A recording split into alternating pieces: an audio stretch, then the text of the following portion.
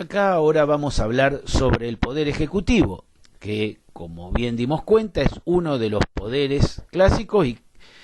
vemos que es el encargado de administración y conducción del Estado en sus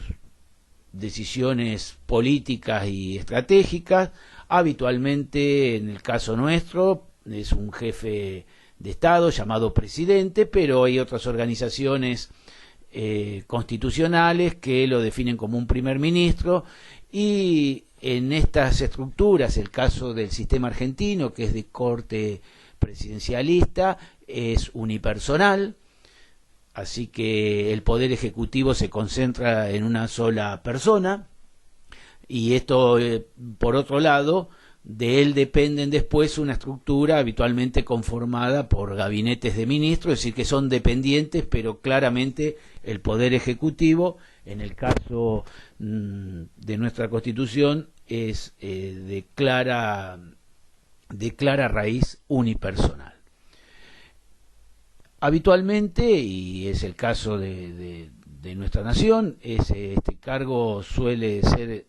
electo por voluntad popular, ya sea de manera directa o indirecta, y puede estar secundado o no por un vicepresidente o por varios vicepresidentes. El caso argentino es por un vicepresidente. Después se descentralizan estructuras de poder y se delegan, y cuando estamos nosotros en estados federales, como es el caso de la República Argentina, esta situación de los estados federales que tienen autonomía también replican más o menos estos esquemas, y los ejecutivos, en el caso de la República Argentina, está en manos de los llamados gobernadores provinciales.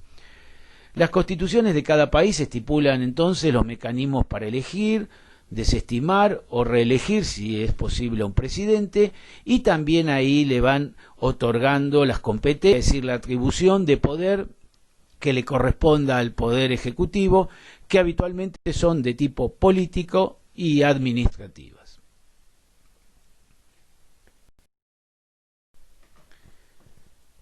Ahora vamos al llamado Poder Legislativo. Este es el que se ocupa, valga la redundancia, de hacer las leyes, de la legislación. En la elaboración de las leyes,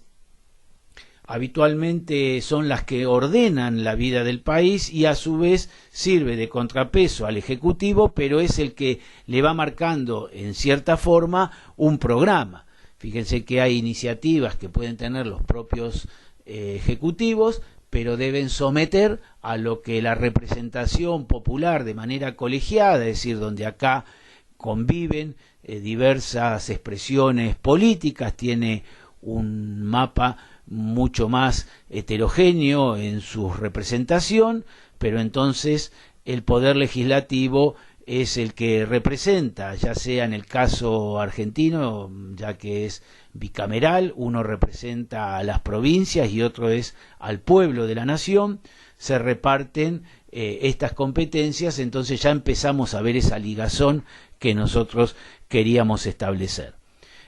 Muchas de las decisiones presidenciales deben ser refrendadas por el propio legislativo u otros son por iniciativas del propio Parlamento. Habitualmente este poder es el encargado de enjuiciar también políticamente a los funcionarios de cargos públicos, así que también ahí vemos que tiene un rol en este esquema que queríamos resaltar de pesos y contrapesos, que eso sería, si estamos hablando de algún juzgamiento, también vemos que si bien tiene la competencia de legislación, preferencia y como marca distintiva, también asumen algunos roles que a priori parecieran que fueran propios de otro poder, como el judicial. Generalmente el poder legislativo también es las llamadas asambleas nacionales o congresos o parlamentos, son los nombres que van recibiendo, y sus integrantes son electos por el voto popular, y habitualmente esto es de manera directa, y, ya lo decíamos, pertenecen a los distintos partidos políticos conforme la organización de partidos políticos que tenga cada país. Para nosotros rige la ley de partidos políticos, pero también es bueno destacar es que esa organización que se da la política en la Argentina tiene rango constitucional. Por tanto, tiene una ligazón, y la representación que se asume desde ahí es quien la instrumenta, son los partidos políticos. Bien, dábamos cuenta también que existen parlamentos bicamerales con diputados y senadores, o parlamentos que tienen una sola cámara. En ese caso la representación se concentra en una sola cámara. Así que, si bien lo que empezamos a concebir es que los modelos constitucionales y este esquema clásico que habíamos previsto están por otro lado, y que se van en el derecho comparado repitiendo o se parecen, pero cada uno le va dando su impronta particular, como es el caso del Poder Legislativo. En Argentina adoptó la forma bicameral.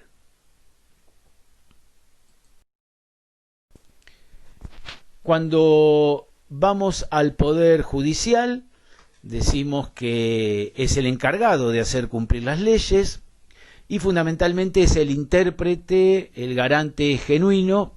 de la Constitución. Es decir, nosotros, cuando nos organizamos bajo estos paradigmas, rigen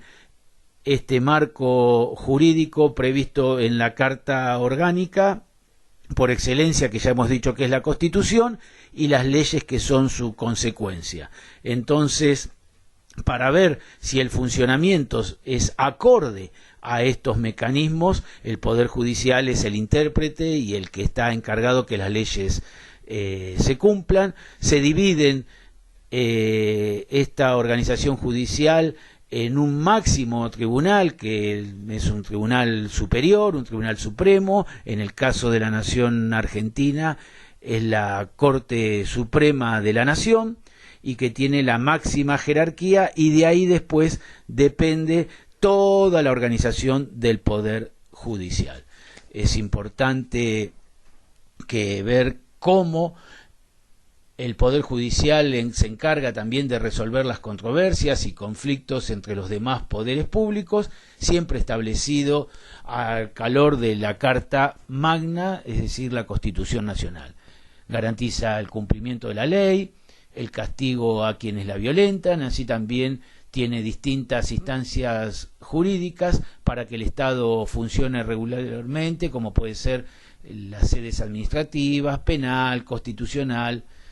etcétera. El Poder Judicial transmite sus decisiones mediante las sentencias, que son documentos jurídicos, también que forman parte integrante de las decisiones que hacen al Estado de la Nación. Y tiene un rol también legislativo interno al Poder Judicial en lo que hace a su organización.